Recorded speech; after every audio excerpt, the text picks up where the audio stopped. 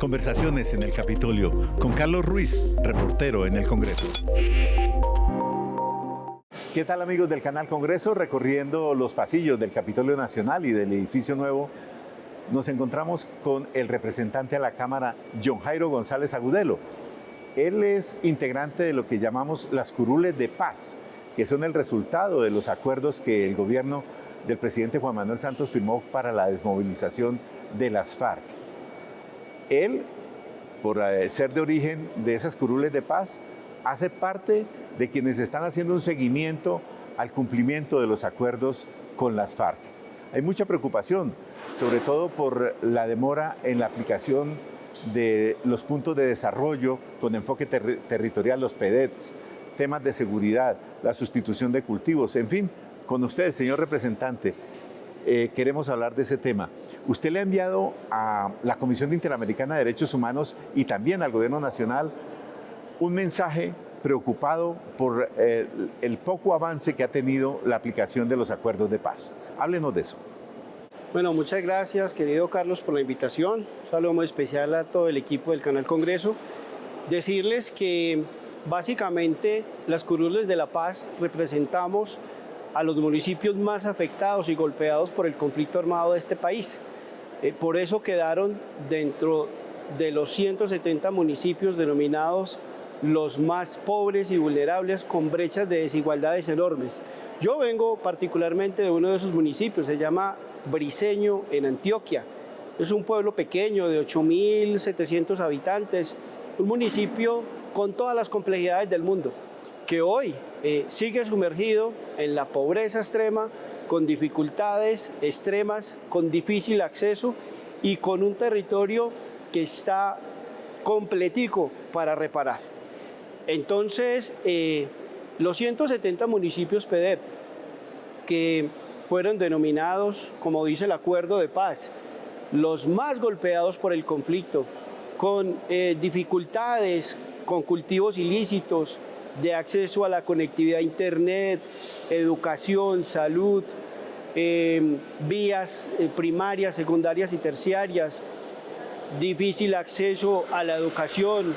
Por eso se promovió allí reparar a los territorios por medio de los PEDEP, pero también por medio de la reforma rural integral, para darle a los campesinos y campesinas de este país la tierra y poder, por medio del Ministerio de Agricultura, pues darles un proyecto productivo y garantizar la comercialización.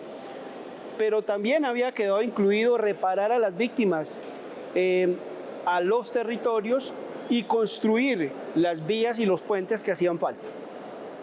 7 años después, nosotros vemos con mucha preocupación que la implementación del acuerdo de paz, pues poco o casi nada ha avanzado.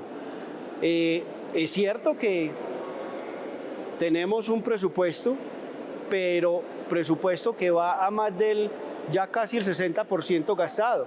Y las acciones, Carlos, que usted encuentra hoy en el territorio, digamos, sobre el acuerdo o la implementación del acuerdo, son muy pocas para recoger. O sea, es que eso se muestra con hechos. Váyase para un municipio X, para un municipio en el Catatumbo, para un municipio en Antioquia, vaya para Segovia, y mire allá qué ha hecho la implementación del acuerdo de paz en lo que se firmó y en lo que se quedó comprometido. No puede ser. Muy poco. Pero entonces, usted dice que se ha gastado el 60% del presupuesto. ¿El presupuesto de qué? ¿De cuánto? Bueno, se dice o quedó plasmado de que eran 150 billones para los 15 años de la implementación del acuerdo de paz. 150 billones. A hoy, a cortes del 2024, esos son cifras del DNP. Claro. Y las podemos consultar allí. Se dice que van cerca de 84 billones de pesos gastados. 60%. El 60%. Y no se ve ni el 1% en las regiones. No, pues es que lo que hay para recoger es demasiadamente poco. Usted puede contar las iniciativas y los planes, programas y proyectos que han desarrollado en la implementación del acuerdo. Esto obviamente se constituye en varias etapas y en varias cosas. No es solamente la construcción de una vía o de un colegio o de una escuela, no, también hay el cierre de brechas de desigualdades, la reparación a las víctimas, el acceso a la tierra, también está la conectividad a Internet, la conectividad a energía eléctrica, pero también hay la oportunidad de acceso a la tierra, de ingresar a un proyecto productivo, pero de esto poco o nada se ha visto. Pero entonces, el 60% de un presupuesto de más de 80 billones de pesos que no se ha reflejado con obras concretas y de desarrollo económico y social en las regiones significa o que se ha desviado esa plata o que se la han robado. Posiblemente la plata seguramente se ha perdido, mucho de ese recurso se ha perdido. Acuérdese que cuando llegó este gobierno lo primero que nos encontramos fue el desvío de por lo menos 500.000 millones de pesos que estaban destinados para la costa en unos proyectos donde se pagaron unos avances de obras que ni siquiera estaban sobre el 1 o el 2%. Nosotros hicimos un debate de control político muy fuerte por ese sistema de OCATPAS y eso nos obligó entonces a que con el gobierno tomáramos varias decisiones. Una de ellas es que no hubiera una sola bolsa a nivel nacional para el tema de OCAT, sino que hubieran 16 bolsas subregionales. Son 16 territorios PD que agrupan 18 departamentos, 170 municipios PD. Entonces lo que hicimos fue crear 16 bolsas. Eso es lo primero que hicimos. Pero lo segundo... Pero en este gobierno. En este gobierno, eso se hizo fue en este gobierno. En el gobierno anterior era una bolsa común.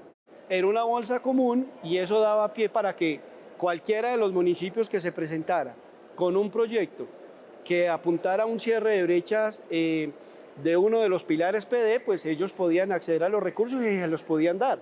Es decir, los 250.000, los 500.000, los 800.000 millones de pesos se los podían dar a un solo territorio. Hoy claro. Eso ya no pasa. ¿Hoy es más equitativo o qué? Hoy es equitativo, 16 bolsas. Ya, pero entonces, volvamos al tema. En los municipios PD, que tienen entonces en los planes de desarrollo con enfoque territorial que establecieron los acuerdos de La Habana y después el acuerdo final del Teatro Colón, ¿esos municipios siguen igual a como estaban antes del acuerdo de paz? Creo que siguen igual y muchos de ellos un poquito peor, porque resulta que por tener su condición de ser municipios PD, se suponía de que la institucionalidad tiene que volcarse claro. hacia ese municipio para atender el territorio.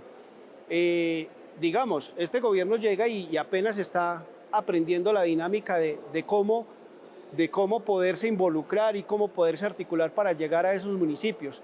Pero es que de todas maneras el tiempo va corriendo. Claro. Y si sumamos 4 años anteriormente, más casi 2 que van de acá, es decir, una familia, una persona que firmó un acuerdo individual o colectivo lleva 7 años esperando su reparación, o lleva 7 años esperando su proyecto productivo, o lleva 7 años esperando ser beneficiado para acceder a la tierra, o lleva 7 años esperando que el gobierno llegue a cumplir la palabra. Porque solamente por hablar de un proyecto específico, el PENIS, que es el Programa Integral de Sustitución de Cultivos sí. de Uso Ilícito, es un tema 99.000 familias firmaron acuerdos individuales y colectivos. La gente arrancó la coca y se quedó esperando el proyecto productivo. ¿No le llevaron ni plata ni asistencia? Ni plata, no llegó nada. No llegó nada. Y lo poco que llegó en los pocos municipios como Briceño, que medio avanzó el proyecto, solamente les dieron asistencia técnica, les dieron el proyecto de Pancoger, el primero, les dieron el segundo proyecto que era a corto plazo, pero les están debiendo el proyecto grande, que es el de 10 millones, que es el de a largo plazo. Y sin contar de que el acceso a tierra se quedó flojo, se quedó corto. No. Es decir, la gente arrancó la coca sí. y le podían llegar con el proyecto. Y la gente decía, pero yo ¿dónde implemento mi proyecto si no tengo la tierra para implementarlo? Pero claro. Pero entonces, ¿aquí qué pasó, señor representante? ¿O fue firmado mal el acuerdo, o fue aplicado mal, o alguien desvió el acuerdo? Bueno, es un acuerdo, digamos, muy ambicioso, que tiene 6 puntos específicamente, donde cada punto tiene líneas específicas para intervenir el territorio y las personas que habitan allí. Creemos que es un buen acuerdo, es un muy buen acuerdo, por eso lo defendemos, por eso lo impulsamos la implementación. Creo que la firma como tal de lo que se pretendía o lo que se pretendía hacer es buena. La aplicabilidad o la implementación del acuerdo es la que está fallando, es la que está quedando mal. ¿Por qué? no están llegando los proyectos. Entonces, ahí definitivamente tiene que haber una ley de seguimiento más contundente. Es decir, un sector, una entidad, un ministerio que no esté cumpliendo con la implementación del acuerdo, pues tendrá que ser llamada y que haga sus descargos del por qué no está implementando el acuerdo de paz, que es lo que está pasando. ¿Y usted qué sugiere entonces? ¿Que haya una nueva ley que reordene toda la normatividad para desarrollar y cumplir los acuerdos de La Habana? Creemos que tiene que haber una ley de seguimiento con más argumento jurídico. Sí. Hay que darle más legibilidad, digamos, o más poder a la ley que le hace seguimiento a la implementación del acuerdo. Es decir, no puede pasar de que hoy un sector X claro. no tenga un plan, programa o proyecto para implementar el acuerdo y no pase nada. Es decir, nadie le diga nada y no le pase nada a ese director, directora o a ese ministro, ministra. No, tiene que haber aquí una reglamentación distinta para que cada uno cumpla el mandato constitucional que les dio el acuerdo de paz. La elección de las curules de paz parte de la base de que los elegidos sean víctimas de tantos años de violencia y de atraso en que se sumieron estos municipios que aplican el plan PEDET. En el caso de John Jairo González Agudelo, ¿qué víctima es? ¿Cómo resultó afectado por el conflicto? Bueno, yo soy víctima por dos hechos de desplazamiento, amenaza, de homicidio.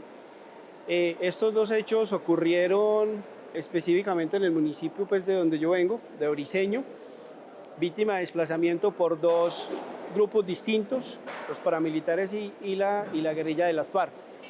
Desde allí nosotros iniciamos un proceso fuerte de trabajo social con las víctimas organizadas, las víctimas no organizadas, desde las asociaciones de víctimas y las mesas municipales de víctimas.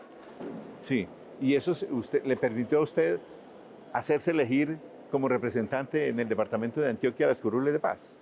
Claro, por supuesto, nuestro trabajo social permitió que pudiéramos llegar a los municipios, que pudiéramos estar en contacto con los líderes, con las lideresas, que pudiéramos conversar con los campesinos y campesinas y que pudiéramos entre todos construir una visión de país donde ellos estuvieran realmente incluidos. Porque recuerden que esta participación a las, digamos, de las curules de la paz se da para los territorios que históricamente nunca habían tenido representatividad en el Congreso de la República. Por eso llegamos nosotros hoy. Entonces nosotros representamos al territorio PEDET, al territorio golpeado y al territorio con problemas y brechas de desigualdades enormes.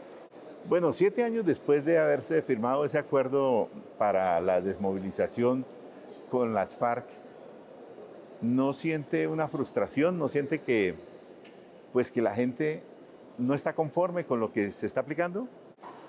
Claro, nosotros tenemos claro de que aquí tiene que haber voluntad política para implementar y avanzar con el acuerdo de paz. Y se lo hemos dicho al presidente de todas las maneras posibles y a este gobierno. Le hemos dicho, la mejor ruta que usted puede tener para una nueva negociación con otros grupos es implementar correctamente este acuerdo que tenemos hoy, que es ley de la República, que tiene unas obligaciones constitucionales, pero que además tiene presupuesto.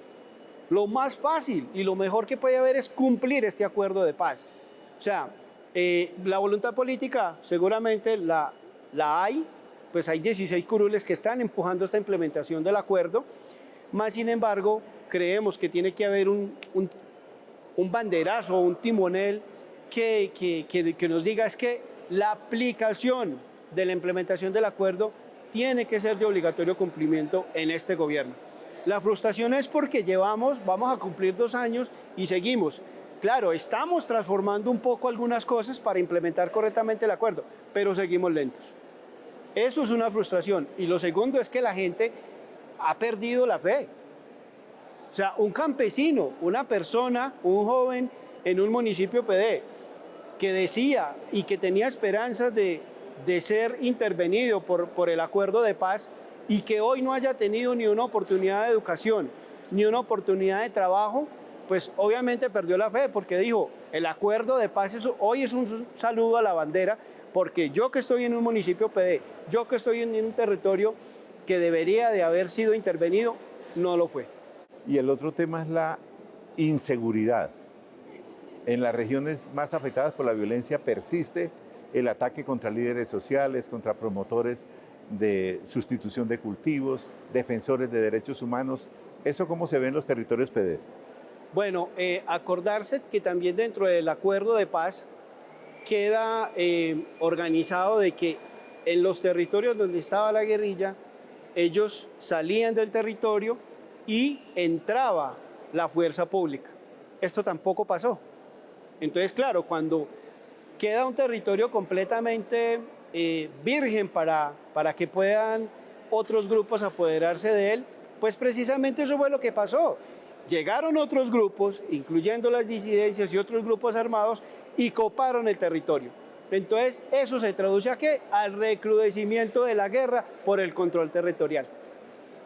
Bueno, estamos llegando ya al final de nuestra conversación con el representante John Jairo González Agudelo de las Curules de Paz. Una conclusión final, deme un mensaje final como conclusión de esta conversación. Siempre hemos hecho el llamado al gobierno nacional y a todas las entidades que creó el acuerdo de paz. Siempre les hemos dicho, la mejor ruta, el mejor plan nacional de desarrollo, el mejor plan departamental y municipal de desarrollo, la mejor política pública que usted puede implementar es el acuerdo de paz. Un acuerdo de paz que se construyó con los territorios, con los campesinos, con las víctimas, con los líderes y lideresas. Pues usted busca, hoy 7 años después, qué necesita un territorio y mira los PD, los planes de desarrollo con enfoque territorial, y allí está plasmado lo que necesitan. El llamado nuevamente es implementen correctamente el acuerdo de paz, pero hacerlo en el momento inmediato, en el ya, en el presente, porque ustedes tienen la manera, tienen la forma, tienen el lapicero en la mano. ¿Qué están esperando? Hombre, el llamado es, y el mensaje es, háganlo. Bueno, muchas gracias, señor representante John Jairo González Agudelo. Hemos interrumpido su intensa actividad legislativa aquí en los pasillos del edificio nuevo del Congreso para hablar sobre tan importante tema. A ustedes muchas gracias por la sintonía y sigan ustedes con el Canal Congreso.